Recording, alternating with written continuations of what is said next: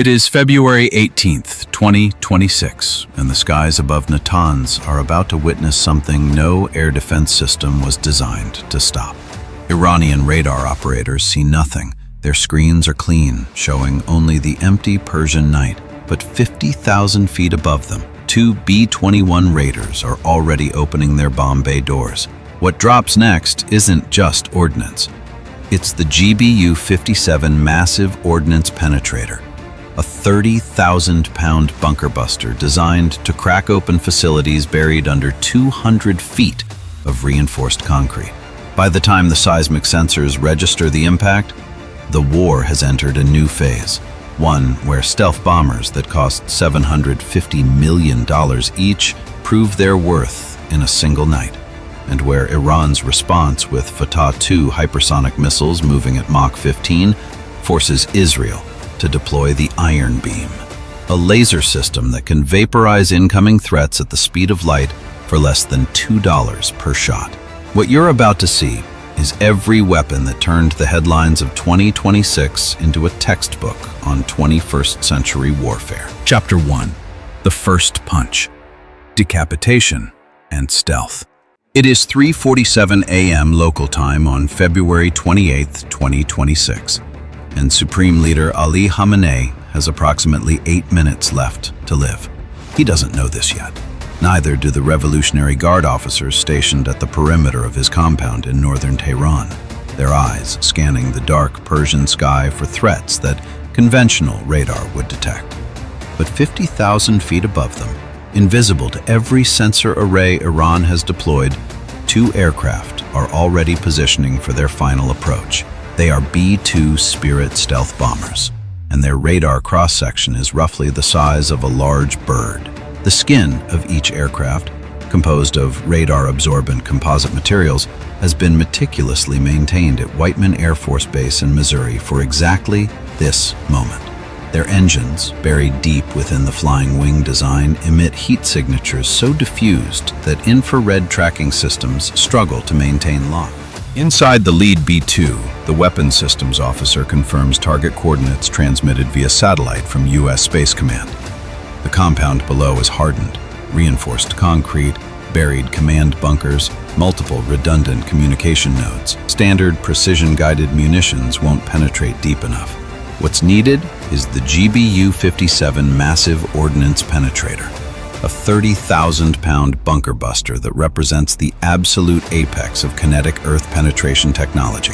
Each MOP costs approximately $3.5 million and contains 5,300 pounds of AFX-757 high explosive encased in a hardened steel shell designed to survive impact velocities that would shatter conventional bombs.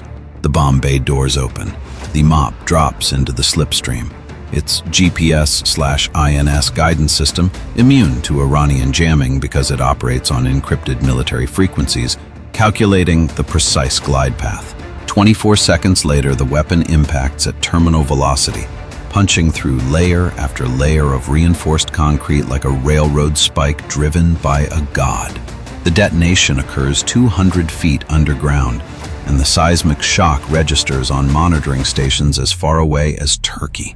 Khamenei and 17 senior IRGC commanders die instantly. The Islamic Republic's command and control architecture, carefully constructed over 4 decades to survive decapitation strikes, begins to fragment within minutes. This is how Operation Epic Fury begins. Not with a declaration, not with a gradual buildup, but with a single, catastrophic blow delivered by aircraft the enemy cannot see and weapons they cannot stop. By dawn, the United States and Israel will have conducted nearly 900 strikes across Iranian territory. But this first strike, the B-2 delivering the MOP, sets the psychological and tactical tone for everything that follows. The B-2 Spirit is not new. It entered service in 1997, a Cold War relic originally designed to penetrate Soviet air defenses and deliver nuclear payloads. But in 2026, it remains the only strategic bomber in the world capable of true stealth penetration of advanced integrated air defense systems. Iran operates Russian S-300 batteries and indigenous Bavar 373 systems, sophisticated long-range SAMs that can track and engage targets at altitudes up to 90,000 feet. Against a conventional bomber like the B-1B Lancer, these systems would achieve kill probabilities exceeding 70%. Against the B-2, they fire blind, their radar returns showing nothing but empty sky and electronic ghosts. The cost of maintaining this capability is staggering. Each B-2 requires climate-controlled hangars to preserve its radar-absorbent coating. Each flight hour demands 119 hours of maintenance, much of it focused on repairing and reapplying the delicate skin that makes the aircraft invisible. The U.S. Air Force operates only 20 B-2s, and their operational readiness rate hovers around 50%. But on this night, when absolute stealth and maximum payload are non-negotiable requirements, there is no substitute. Following the initial decapitation strike, additional B-2s target Iran's underground nuclear facilities at Fordo and Natanz. These sites are buried under mountains, protected by hundreds of feet of rock and concrete specifically to resist aerial bombardment. The GBU-57 MOP is the only conventional weapon in the U.S. arsenal capable of reaching them. Each bomber carries 2 MOPs, the maximum the airframe can handle given the weapon's enormous weight. The strikes are filmed by reconnaissance satellites, and leaked imagery shows entry holes punched cleanly through reinforced bunker roofs, followed by massive internal detonations that collapse entire subterranean complexes. By 0600 hours on February 28th, the Iranian nuclear program, decades in the making, representing tens of billions of dollars in investment, has been functionally destroyed. The weapon that made this possible weighs as much as a fully loaded dump truck and flies at subsonic speeds, but nothing in Iran's defensive arsenal can stop it, because the aircraft delivering it is a ghost. Chapter 2. The Quarterback. F-35 and the Sensor Fusion Revolution.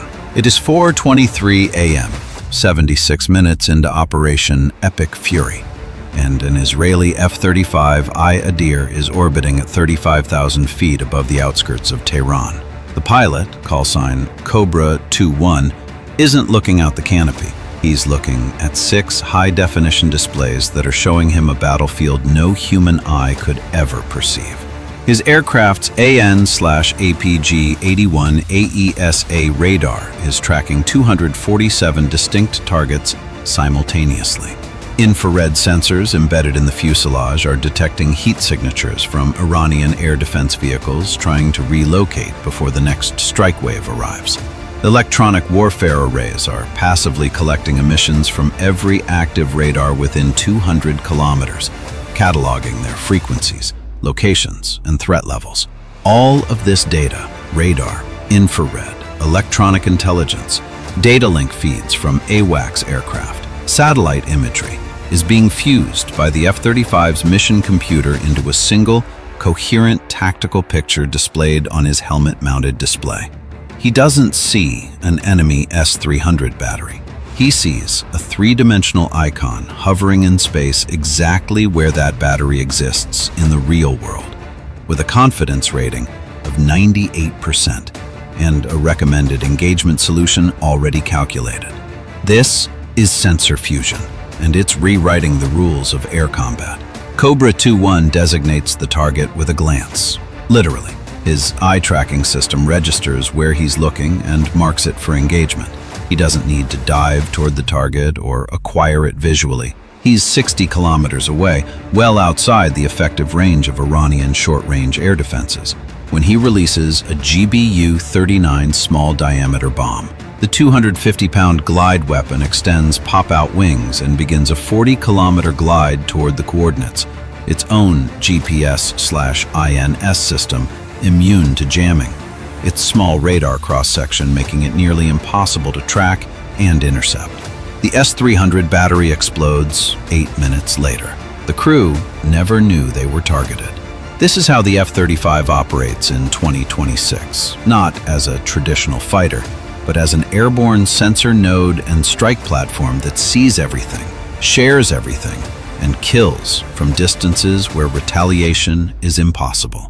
The Israeli Air Force deploys 36 F-35I Adirs during the first 72 hours of Operation Roaring Lion. These aircraft conduct 340 individual sorties, and not a single one is damaged by enemy fire. The U.S. contributes F-35A variants operating from Muwafaq Salti Air Base in Jordan, and F-35C carrier variants from the USS Abraham Lincoln and USS Gerald R. Ford. What makes the F-35 revolutionary isn't its stealth, though its radar cross-section is roughly equivalent to a metal golf ball. It's the fact that every F-35 in the battle space is transmitting real-time tactical data to every other friendly platform via the multifunction advanced data link. When an Iranian MiG-29 takes off from Mehrabad Air Base at 05:17 hours, 16 different sensors detect it simultaneously. Ground-based radar in Iraq, an E-3 Sentry AWACS orbiting over the Persian Gulf, 3 separate F-35s, and a commercial satellite that happens to be overhead. All of this information converges in the mission computers of every coalition aircraft within 500 kilometers within 2.3 seconds. The MiG-29 is intercepted and destroyed by an F-22 Raptor before its pilot ever acquires a visual on his attacker. The F-22 received targeting data from an F-35 that the Iranian pilot never knew existed. But the F-35's most critical role in the 2026 war isn't air-to-air combat. It's suppression of enemy air defenses. Iranian doctrine relies heavily on mobile SAM systems, S-300s, Bavar 373s, and indigenous Khordad 15 batteries mounted on heavy trucks that can relocate every few hours to avoid being targeted. Traditional SEAD operations require dedicated Wild Weasel aircraft like the F-16CJ firing AGM-88 HARM anti-radiation missiles, which home in on enemy radar emissions. But this creates a problem. Sophisticated air defense crews can turn off their radars the moment they detect an incoming HARM, causing the missile to lose lock. The F-35 solves this with persistence and stealth. Because Iranian radar operators can't see the F-35, they keep their systems active, searching desperately for the American bombers they know are coming. And while they're radiating, the F-35's electronic warfare suite is recording everything: precise locations, radar frequencies, scan patterns, vulnerabilities. This data is transmitted in real time to strike packages inbound behind the F-35s. When the Iranian radar does shut down to avoid a HARM, it doesn't matter. The F-35 has already marked its location with GPS precision. A GBU-39 is already in flight, guided not by radar emissions but by satellite coordinates. The battery is destroyed while silent.